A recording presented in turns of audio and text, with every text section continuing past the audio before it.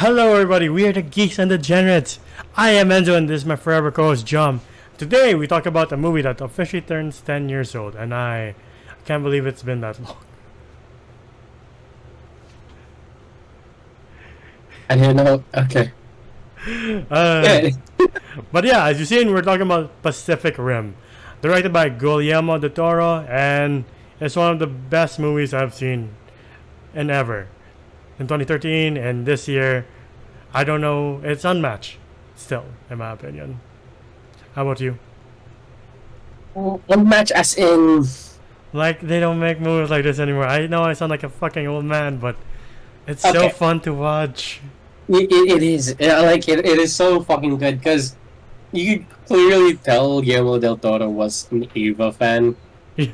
Eva to mecha, just any mecha anime shit, Gundam, whatever. Yeah. And you could clearly see that he had so much fun making this. Making the lore, making the whole, like, the whole world, the whole story is like the whole world banded together and we're like, hey, UN, give us a budget so we can make mechs to fight these fucking aliens. Right. And the guys were like, each nation has a fucking robot. Yeah. And I love that shit. For sure not the poor ones. I don't know if we had one. If we did, I think it might be made out of cardboard.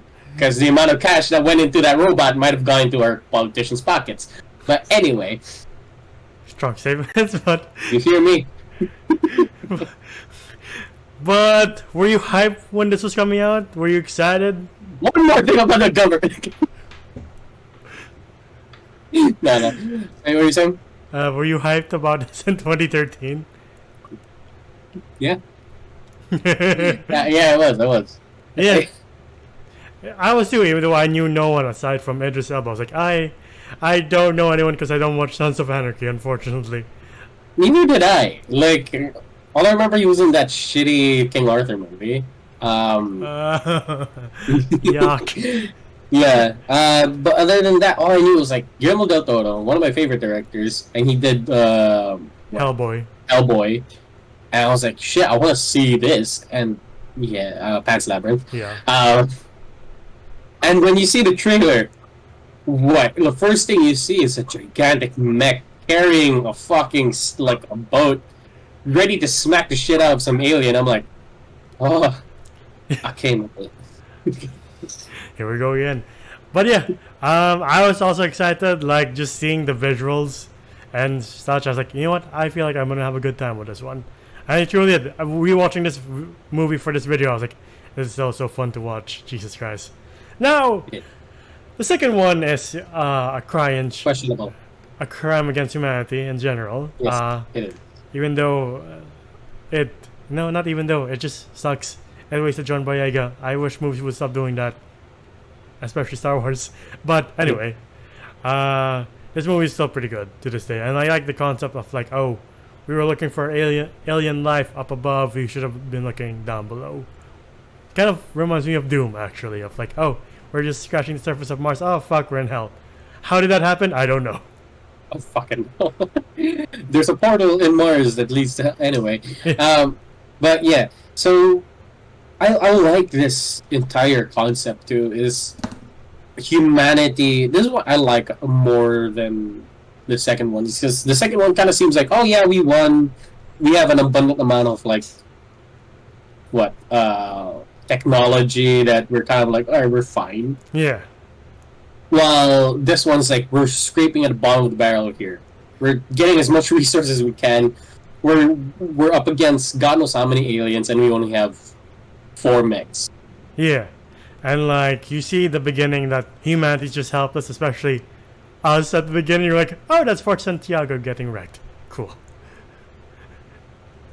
Yeah. Yeah, and you're like, why? You know what? Fine. Like, the one thing about this that I read is that unlike other disaster movies where America is center focus of like, why is it called Pacific Rim when it only takes place in North America?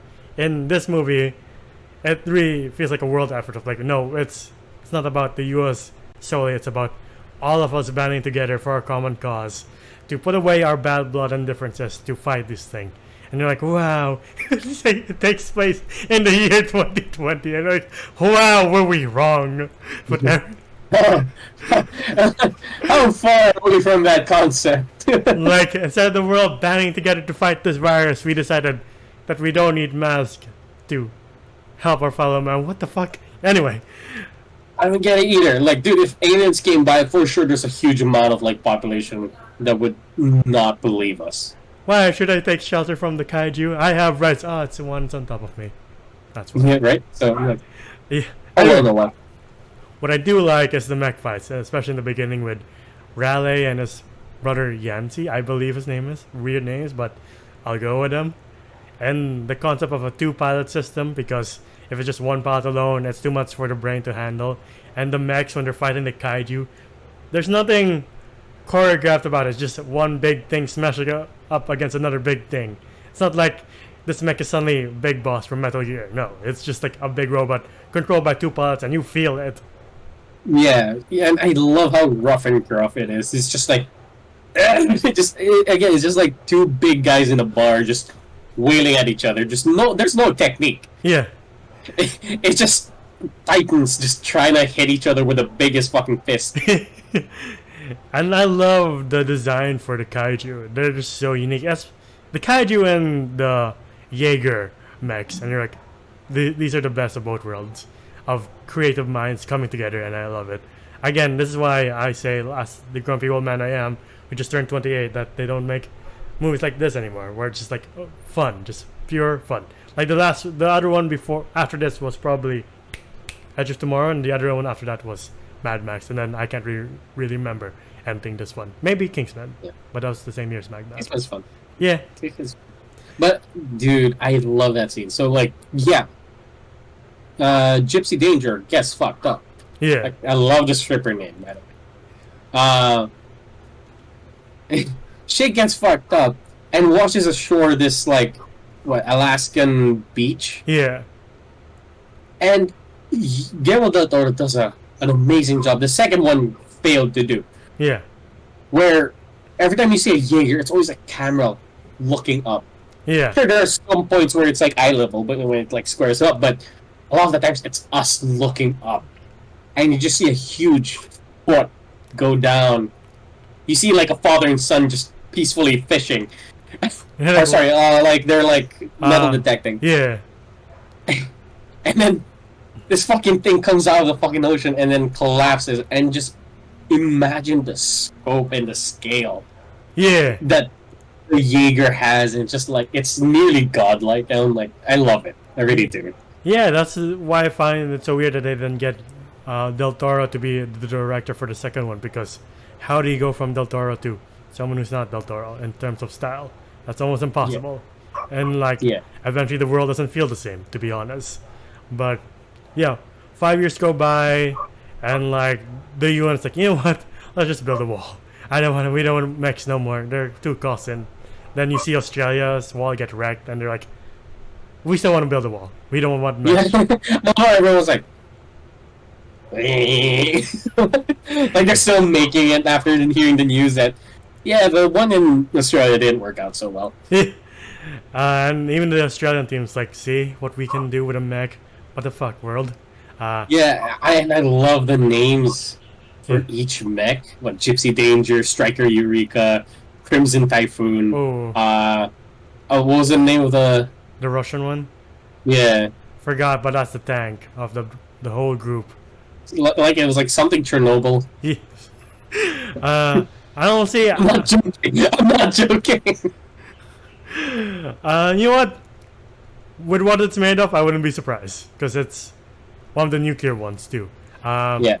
And of course, throughout the whole movie, you're like, goddamn, Idris Elba's Stacker Pentecost is so fucking badass as this lieutenant.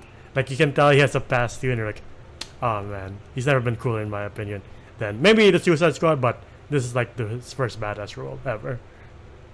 Yeah, like I think I got introduced to Idris Elba here. Same When I was a here kid. actually. Yeah. I'm trying to remember. I did watch Thor before this, but honestly, Heimdall's always been like at the back until this number 3. And then we're also introduced to Mako. I don't know if you noticed, but in the Japanese dub, she's the same voice actress as Rei in Evangelion.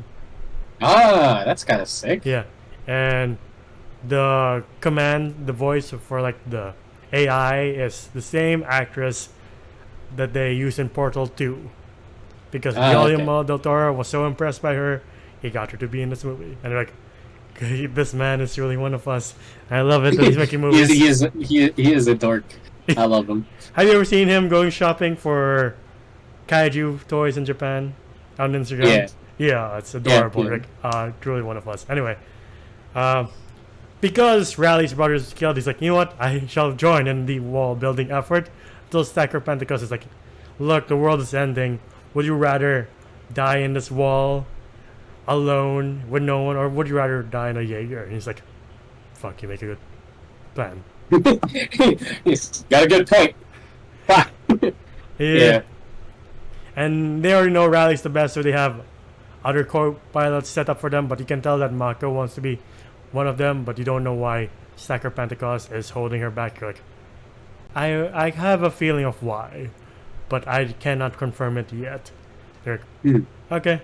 And I do like the fight choreography for the co-pilots, especially with Mako and Raleigh, even though one criticism I think I would stick by is that I don't really feel chemistry between Raleigh and Mako. I really don't. Neither do I. Yeah, I don't think they confirmed that they became a couple or some shit.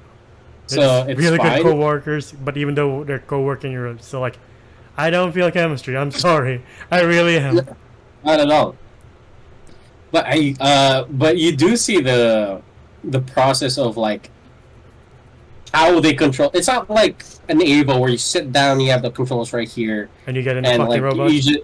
yeah, no, it's all motion, and you and what they showed you like from your legs all the way down to the mechanisms that move the legs of the Jaeger. You're entirely connected, so you kind of have to like really pull. So I'm like, how's that practical? Alright. But it's cool as shit, though. Also, we get introduced to two scientists. What's the first one? Isaac and Goring. Like, they're two. I question whether they're over the top. They're over the top, to be honest. Charlie Day and I forgot the guy from The Dark Knight Rises. But like, Charlie Day is like, maybe they're not some mindless creatures. Maybe they have a hive mind. That's why they're sending 1 and 2 at the same time. Maybe the next one will be 3, which is their worst fears confirmed. And the other one's like, you're insane. They start bickering and you're like, yeah, they're just as annoying as they were in 2013. Fuck. Yeah. And he becomes the villain the next one too. You're like, why? Where he has sex with the brain. Oh god, I forgot about that. Yeah, that's a whole concept. Yeah.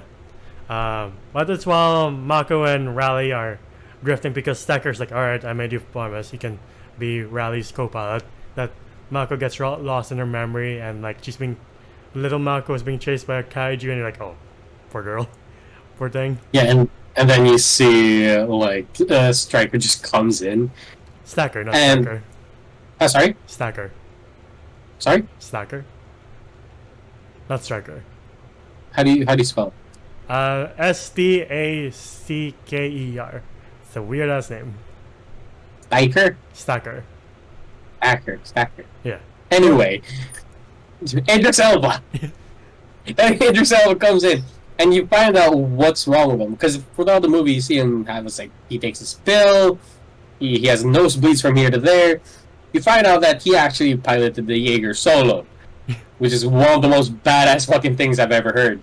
Yeah. I was like, yeah. Just seeing him in this full suit, you're like, fuck. That is so Yeah. badass. So you see little Mako just like, oh, he Nice. saved me from a crab thing. Yeah. I like when Raleigh was questioning Stacker Pentecost of like, why are you holding her back? It's because you can't do it. And he like grabs him and he's like, first, don't ever touch me. Secondly, don't ever touch me. Whatever, touch me. And like, I don't need your respect or your sympathy. All I need to be is a fixed point. Mhm. And if you don't like that, you can find yourself back in the wall where I found you. Is that clear? You're like, oh man. I love that. Yeah. And then we find out from the scientists that, oh, they are a hive mind. And to get more information, they have to drift with a kaiju brain.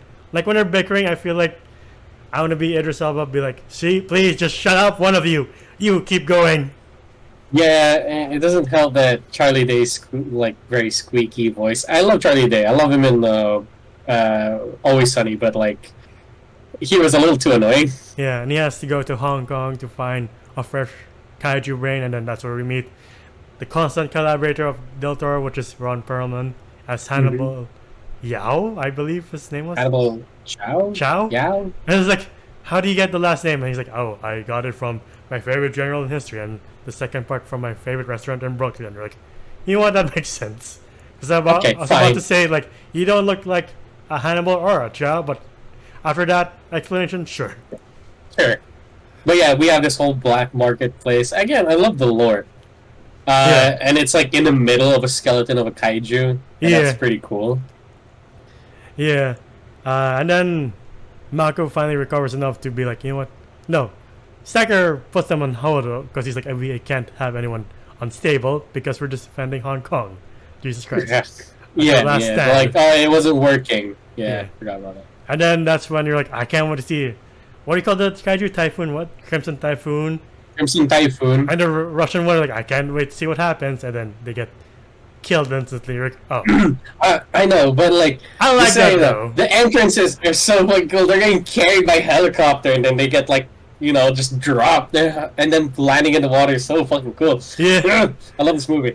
Yeah, and then you see this poor Australian team be like, alright, let's kill them with torpedoes, and one of the kaiju hits them with an EMP. You're like, that's creative, but at the same time, fuck, what do we do now? Yeah. I love it, they have the balls to just like, you know, like one of them breaks their arm because they got out of the kaiju a little too soon. Yeah. And then they're like, alright, let's hold some time. And your captain just shoots a flare at its eye. Yeah. And as the thing's about to kill them, Gypsy Danger makes its entrance, and they're like, alright. Sorry, I know I had a stroke there, but it's a cool robot. Again, it's a cool fight. Even though it's just Rally and Mako against two kaiju, because the dad and the hothead are like, alright, I guess we have to sit back for a bit while Danger takes care of business. And it does take care of business because, oh my god, the fight in Hong Kong, you're like, oh, fuck. That shit was hot. Yeah. That shit was sexy. Like, yeah, we did see was this the Chernobyl one and the Typhoon one, like, immediately just get decimated. Yeah. But seeing Gypsy Danger solo both of these fuckers is so... I came. It emptying the clip of the gun against the first kaiju, and Ralph's like, I think it still has a pulse. Can we check? And just shoots it again. You're like, that's funny. That's cool. Yeah, it's that. Yeah. And then like the other one with wings is like hunting down Charlie Day. Yeah. Because it knows that it knows our secrets. Yeah. I like how he's in the shelter and he's like, it's coming after me, and they're like, oh cool, get the fuck out then. Push the white one away. Yeah. And then we get the cool scene of Danger smacking the crocodile one with a ship. Like, fuck. This is some badass action. And then it carries Danger into space. And they're like, oh, we're out of option. And then it releases a sword. It's very Gundam. When it's like, oh, we have a sword at the last minute. What a relief. Like, huh. True. But at the same time, like, Mako, you could have brought that up. Right? Earlier on. Yeah, I think that would have been helpful. Again, but hey, if they did, we would have gotten like rocket booster punches. So that should be such a stupid concept, the rocket punch. But watching this here, like, I'll take it. Fuck, it's adrenaline. That shit was sick. Yeah. It just slices the thing in half. Like, again, you see inspirations from Evangelion, Gundam, other mech anime, and you're like, again, this Del Toro. I feel like if we ever get famous enough, we should hang out with him because he's so cool. I would love to. Yeah. If you're watching this, hello, Mr. Del Toro. I'm a big fan. So is he. We're very big fans. Yes. But just because they take care of these kaiju doesn't mean the doomsday clock, as you said, and Stacker's still like, good job.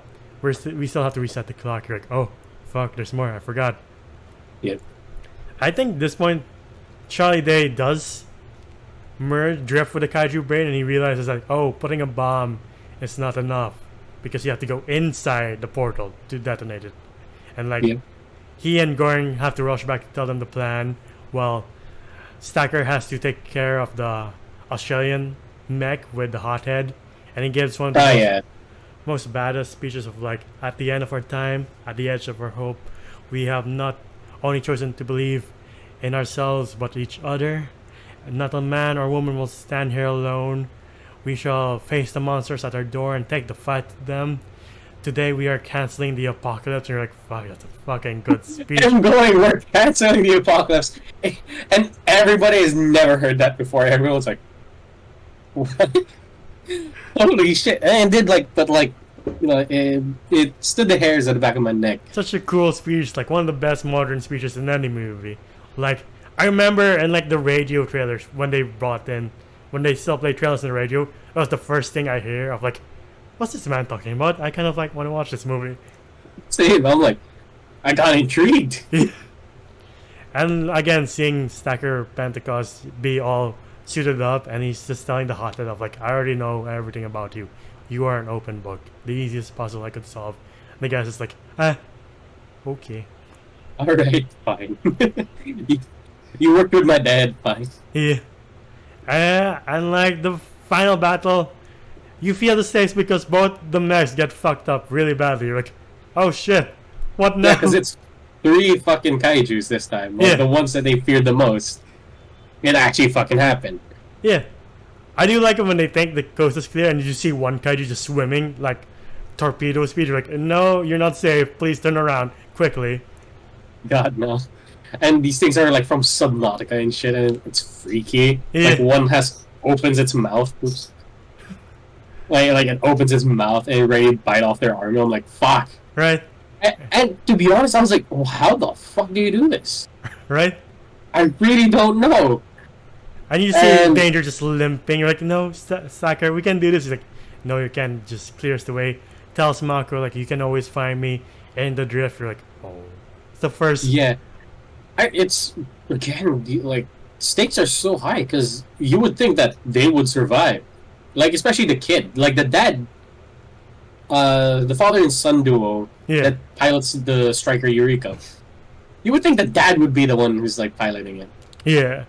With Idris Elba. When I was his son, so I was like, damn, that's a little harsh. Right? Like, that's hard. But yeah, I love the nuclear blast. So the payload that they were supposed to drop inside, sadly didn't work. So they couldn't get to it, and then they blew it up to take care of like 2 of the fucking kaijus. Yeah. Or 3 of them. And then one day it was so strong that it parted the sea. Gypsy James is like, fuck!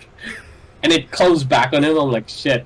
Such a cool scene. Yeah. Like, it's such a sick shot.